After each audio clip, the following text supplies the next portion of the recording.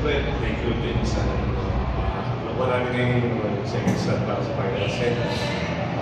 Sobrang saya na kasi nakita ko sa mga players ko and consistent ng management talaga pumunta ka rito para pumunta yung manalo kasi yun talaga yung naging ko talaga namin mula nung after nung last year na championship namin kailangan namin na mabawi ulit ng ball yung napasa sa finals o naman yung gawin namin adjustment sa finals na Coach, I forgot na last year, first time na makapasok ng finals and now back-to-back finals appearances for you. Ano lang na-feel mo kaya na ganito na nga yung state ng Choco? Sobrang happy lang na very confident na maglaro yung team natin. Kasi dati parang nagugulot pa kami na nanalo kami. And ayun, sobrang malaking tulong ni Coach dati na ni Sisi nung pagdating talaga nila. And we're just very happy and we're very grateful to the Lord na dinala niya ulit kami dito for another chance to get the championship. Thank you, Maddie. First is your best player of the game. Ikaw din yung mga nakascore sa mga crucial moments for Choco Mucho para ma-overcome yung mental gas. Ano lang yun siguro yung tumatakbo sa isip mo kanina na natulungan mo yung na mabuha ng mga nasa? Nakakatulong talaga yung mga routine ko siguro. Okay, Kobe, Gabi, tinitingnan ko sila kung paano sila maglaro. And parang sinusunod ko paano sila maglaro, ako ko yung coach nila. Pero going here, parang, lagi ko sinasabi sa ano, magpa-finals tayo. Hindi ko pwedeng walang mangyayari. Kasi ginapang namin ito and knowing na yung mga nakakalaro namin, mga veterano. So, ayan, thankful kami kasi hindi lang dun sa akin yung mindset namin sa isa't isa, lalong-lalo na sa mga naglalaro. Like, makikita mo talaga sa mukha na, anin to, kaya natin mo, tayo mo. So, ganun.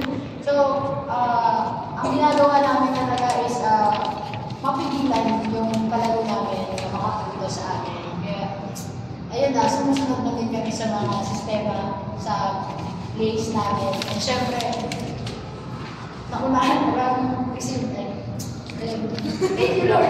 Napaisip ako ulit.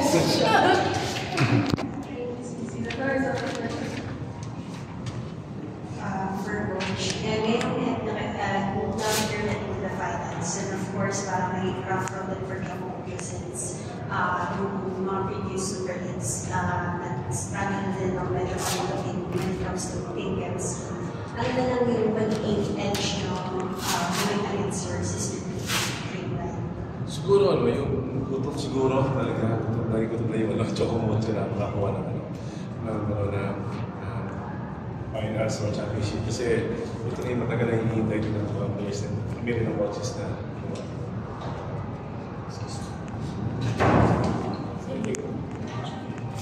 For CC, hello.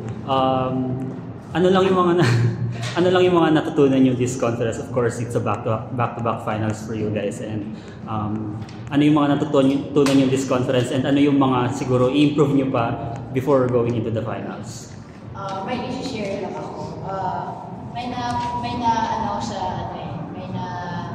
kita ako sa TikTok na parang sabi sa parent na if there's a blessing, there should be a testing. Parang something like that. Sa team namin, ang daming nangyari. Like, kahit kami, anong nangyayari sa amin, like ganyan. Pero alam mo yung tipong, walang pakialam yung sa labas. Pero pag dating sa laro, focus kami, nandun yung gutom namin na manalo, gutom namin na gusto namin matuto, and syempre, yung experience din namin na nakukuha namin sa mga nakakalaro namin. And ayun, ang natutunan ko na talaga is yung pahabaan na talaga ng pasensya. Like, focus na talaga kami sa present, hindi kami pwedeng mag-isip sa mga past, sa future, kasi matatrap nga kami. Sabi nga, control the controllables. Kaya siguro nag-stay kami doon and nagtrabaho lang din kami. For Mandy, hello. Sabi mo last finals, hindi na basta-basta yung Choco Mucho. So you're here now again, sa finals kayo ulit. So kamusta lang yung confidence ng team at the same time, gaano ka-proud sa performance ng team mo in this conference? All I can say is that we've come a long way. 5 years ago, parang kaka-start pa lang ng Chocomucho, I was there eh. And parang until now, I still can't believe na we're here already. But ayun nga, nandito na kami, so kailangan namin trumabaho ulit para makuha namin yung goal namin. And I'm just really proud of my teammates na you can really see it in their eyes na gusto nilang manalo. Kasi syempre, na-experience na namin na makapag-finals last conference. So ganun pala yung feeling. Gusto namin ulit, we want more, ganun. Yun lang talaga, but I think the team will stay humble kasi Creamline is Creamline. They're a very difficult team to beat. And ayun, na-experience namin na kaya pala namin silang talunin. So sana yun yung baon namin coming into the finals na kaya namin. Ito, para kay coach or kay CC or kay Bandy. Kasi there was a point in the game na nanalo yung first set yung Petrogas, tapos second set. Di ba, medyo shaky, salitan ng points, tabla-tabla. So what turned it around na nakuha nyo pa yung second set, tapos fourth set nga, lumamang pa yung Petrogas eh. So, ano yung, what turned it around? Sa totoo lang po, wala talagang pakialam kayo na sa papagawin ko magtumaas. Parang ginamit ko talaga yung pwersa ko na makapuntos. Kahit bantay estrada ko, wala akong pakialam talaga kanina. Pero yun nga, siguro yung suporta lang talaga din sa pagkakaroon ng pagkakala. Suporta sa likod and yung transition namin na nakakonvert into points. Yun yung nakapagpanalo sa amin. Pasensya din talaga. Tsaka sinaga talaga namin yung set 4 kasi dumidikit na rin yung Metro. So, ayun, tibay din yung loob din na talaga makikita mo nila sa mga kasama ko. Kinapitan and nalaan. For Coach Berger and the players, yun nga Coach na gawa nyo previously parang almost impossible, which is talunin yung Creamline.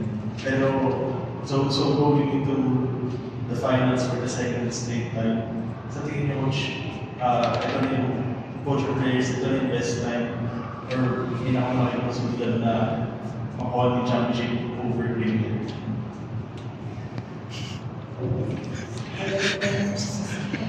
Kaya na kami, may mga pugod kami. Kasi ang dami namin teammates ngayon na lang. Ito sila. Lalo na this conference, wala si Kat, wala si ang gusto lang talaga namin is maglaro para sa kanila. Kasi syempre gusto namin kasama sila sa loob no, na makakapaglaro din sila. But ayun nga, parang it's always against our odds. So, always ko sinasabi na resilient yung Chocomucho na kahit anong gawin mo, kahit suntukin niyo pa, bubugin niyo pa kami, babangan kami. Sana yun yung dadalhin namin sa finals na kahit anong mangyari, lalaban kami.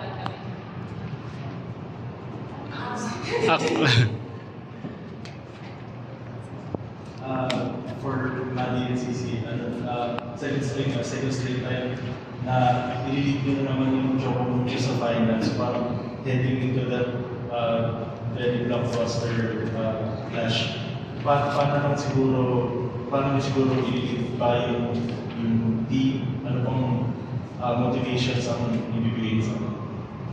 Siyempre, una namin sa trabaho na ano yung trabaho namin.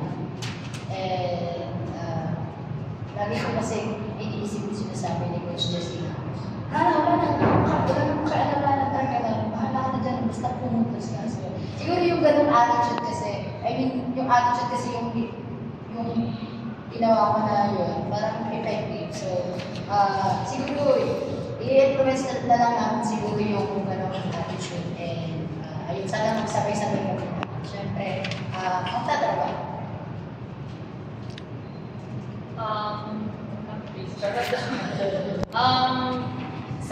Sana makita ng teammates ko kung gano'n namin kaming bawat isa, gano'n namin kagustong makuha talaga ko. Kasi sabi nga ni ko siya, gutom na kami. We're very hungry to get that goal. And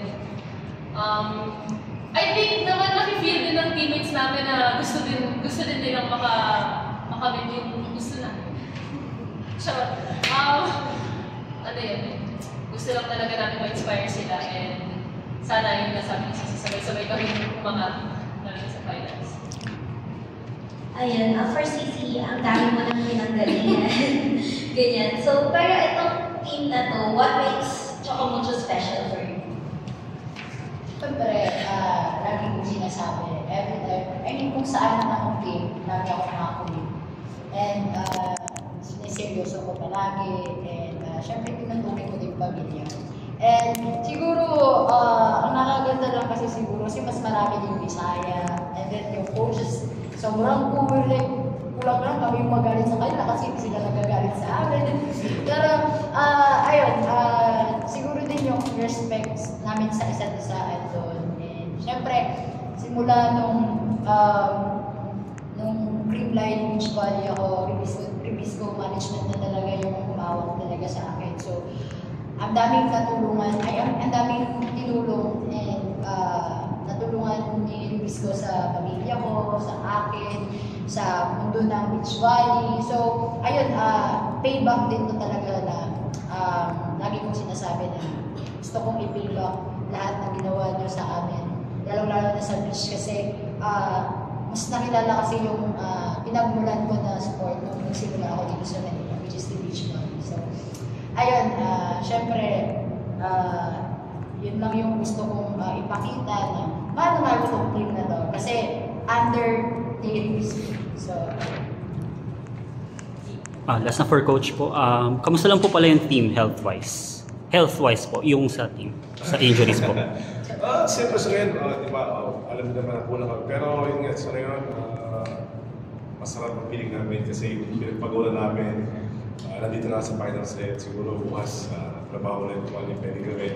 Pero paano pa naman kami, ready pa naman kami sa finals. Siguro sa Tuesday na yung game. Thursday po. Siguro medyo mahaba yung pahinga dun sa... Pero siyempre, pa naman make sure naman na pagdating sa Thursday, ready kami sa game na. CC. Yes, sir.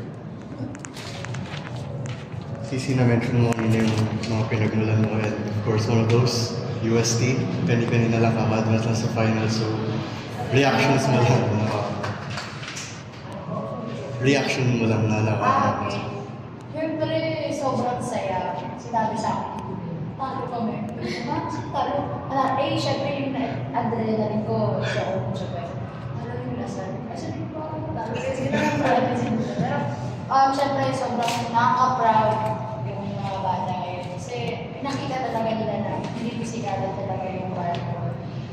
Puso, tsaka trabaho talaga. And proud din ako sa coaches ng UST, sila Coach Kupo, kasi sila din naman yung bagaman nagtanim sa mga bata yan. Kaya lahat ang nangyayari sa kanila deserve yan. And sana ma-maintain and syempre magpasalamat pa rin sila kung sa mga taong tinulong sa kanila. Huwag muli.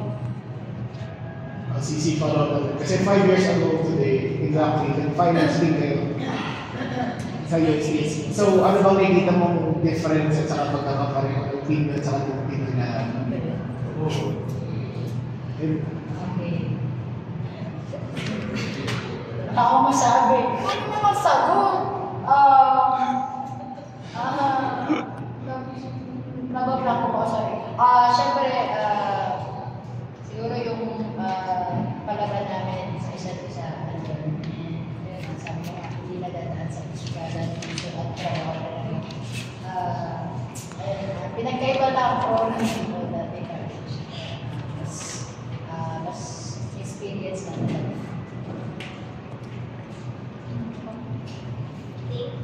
Maraming salamat.